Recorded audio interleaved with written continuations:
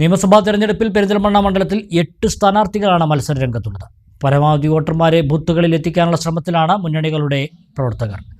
3 പ്രധാന മുന്നണികൾക്ക് പുറമെ LDF സ്ഥാനാർത്ഥിക്ക് 2, UDF സ്ഥാനാർത്ഥിക്ക് 3 അപരന്മാർ മത്സരിക്കുന്നുണ്ട്.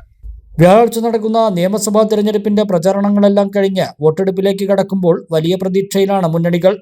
കഴിഞ്ഞ തെരഞ്ഞെടുപ്പിൽ സംസ്ഥാനത്തെ ഏറ്റവും കുറഞ്ഞ ഭൂരിപക്ഷമായ 38 വോട്ടിന് UDF സ്ഥാനാർത്ഥി വിജയിച്ച പെരിന്തൽമണ്ണ മണ്ഡലം ഇത്തവണ പിടിച്ചെടുക്കുമെന്നാണ് ഇടതുമുന്നണിയുടെ പ്രതീക്ഷ. എന്നാൽ ഭൂരിപക്ഷം വർദ്ധിപ്പിച്ച് മണ്ഡലം നിലനിർത്തുമെന്ന് UDFും പ്രതീക്ഷിക്കുന്നു. 2 പാർട്ടിയുടെയും ശക്തരായ നേതാക്കൾ തമ്മിലുള്ള മത്സരം പെരിന്തൽമണ്ണയുടെ മണ്ണിൽ മീനച്ചൂടിനെ തോൽപ്പിക്കുന്ന പോരാട്ടച്ചൂടാണ് ഉയർത്തിയിരിക്കുന്നത്. അഡ്വക്കേറ്റ് ബാബുരാജാണ് BJP സ്ഥാനാർത്ഥി. വോട്ടുകൾ വർദ്ധിക്കുമെന്നാണ് NDA മുന്നണി പ്രതീക്ഷിക്കുന്നത്.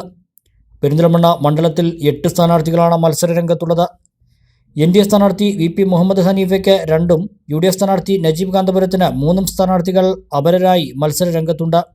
CPMും മുസ്ലിം ലീഗും നേരിട്ട് മത്സരിക്കുന്ന പെരിന്തൽമണ്ണ മണ്ഡലത്തിലെ വിജയിയെ അറിയാൻ മെയ് 4-ാം ദിവസം വന്നെത്താൻ പ്രതീക്ഷയോടെയുള്ള കാത്തിരിപ്പായിരിക്കും ഇരു മുന്നണികൾക്കും.